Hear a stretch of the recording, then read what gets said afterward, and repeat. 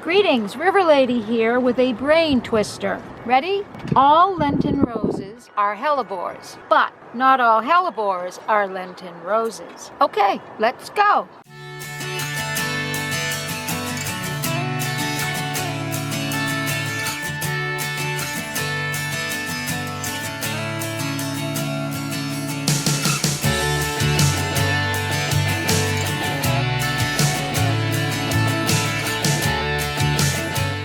My neighbors gave me a clump of their Hellebores, and in preparing to plant this clump, I've learned quite a bit about this expansive group of shade-loving woodland plants. First, back to the brain twister. Hellebores is a broad genera of about 20 species, and that expands then into hundreds of cultivars. They all belong to the one large family that includes columbines and anemones and poppies and clematis vines and monkshood, and you can see the list goes on and on. Within the ranunculae, Hellebores have been divided into 6 categories of species. Most of the plants you buy come from Hellebores orientalis hybridus, which is collectively called Lenten roses. However, Lenten rose is only one distinct species. It's called Hellebores orientalis, and it is the true Lenten rose. Are you confused yet? Yeah, a lot of people were confused. So the Royal Horticultural Society renamed the category to be Hellebores X hybridus. They dropped the orientalis because there's a species within the category that has orientalis in the name. But does it matter? I mean, really does it matter what they're called as long as they're beautiful?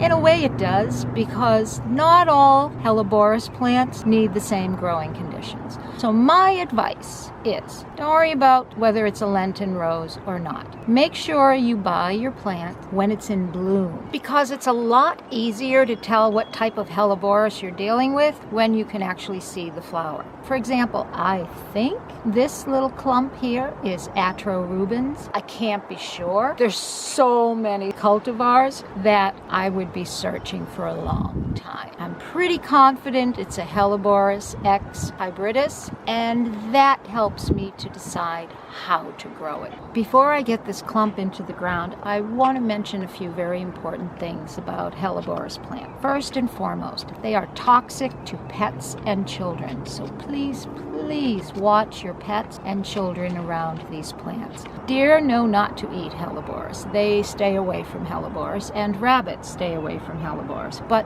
our pets don't. Also, the sap of the plant is very caustic and can cause skin rashes. Always wear gloves and always clean your pruners when you're done doing any type of snipping. Okay, what else do I need to tell you? I know, just plant the damn thing.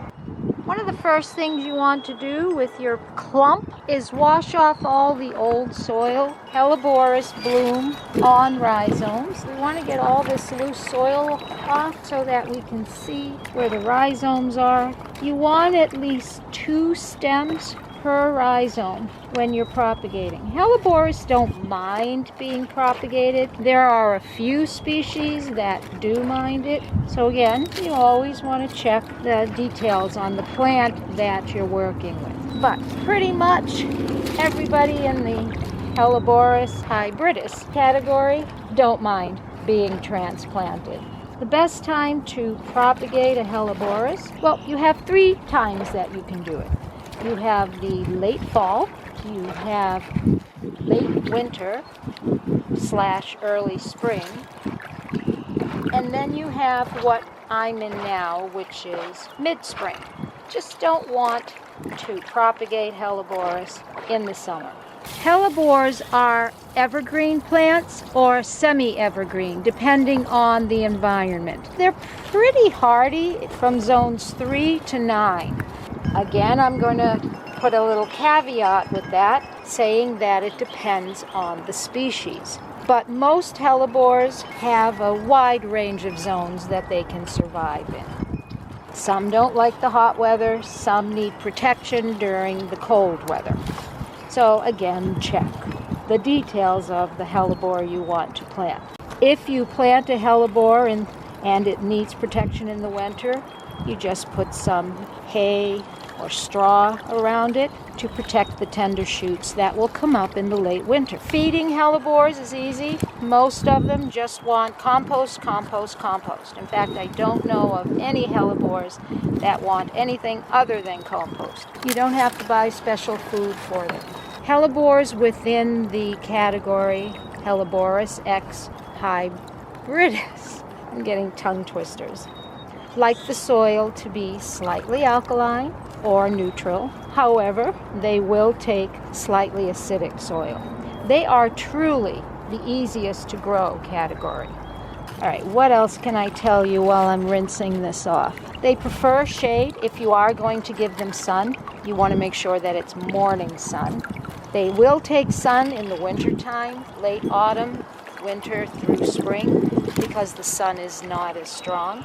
Best place to plant them is under a deciduous tree, because as the tree is bare in the winter and in the early spring, the hellebores will get good amount of sun that's not too strong, and then as the tree comes into leaf, the plant will be in shade. They prefer the soil to be a well-draining, richly composted soil, so compost, compost, compost. Before I start dividing up the plant, I need to get a better idea of what I'm working with here. I'm going to take off any of these damaged stems. Pruning Hellebores is easy. You want to cut back the old growth when you see the new growth emerging late winter, early spring. Always start with a clean set of snippers, and always clean your snippers after using them on a Hellebores. These really are easy plants to grow. Don't let anyone scare you. But the bad news, Hellebores x hybridus has one downside. It is susceptible to, it's called the Black Death, which is a virus. And that virus arrives on the vector that loves Hellebores plants, and that is the aphid. If your plant does get the Black Death, you do want to worry, because if your plant is experiencing symptoms, it's unsavable. So you best want to just dig the clump up and dispose of it in your trash. When you're propagating Hellebores, the pieces will just pry off if the rhizomes are tightly wound. The next thing is your trusty pruning knife, and all we're going to do is cut.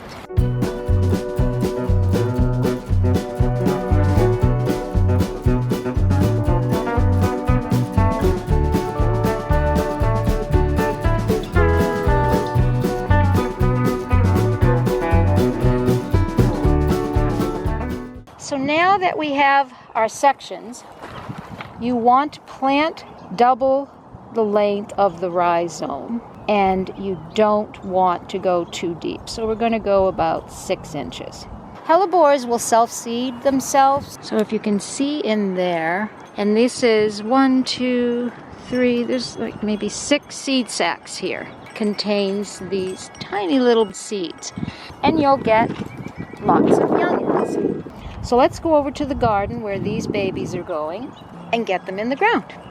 I prepared this bed yesterday by mixing compost in with the soil. If you haven't prepared your bed, you want to mix compost into the existing soil.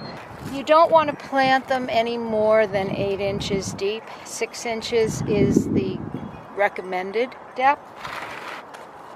You don't want them depressed in the ground. You want them slightly on a little hill, because they don't like their roots to be wet. They prefer a well-drained soil, and until they get established, they want the soil moist, but they don't want it wet, because they can suffer root rot very easily. And when you're mulching around the plant, you don't want to bring the mulch right up to the crown, because that will encourage rot.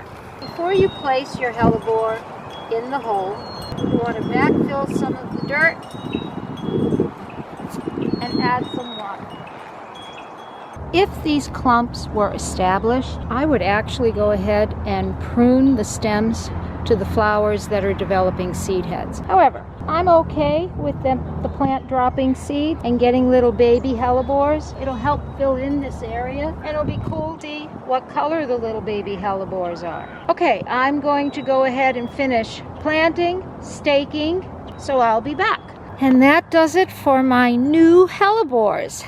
If you have any questions about Hellebores, put them in the comments. Or if you know about Hellebores, something that I didn't mention, please put it in the comments. I'll put a link in the description to a couple of places where you can read more about Hellebores. And I will do another video to check up on my little plants here and see how they're faring, seeing if that growth gets bigger. And that's it. So this is River Lady saying thank you for watching. Happy gardening. And if you're in a good mood, you could subscribe. Thanks. Bye.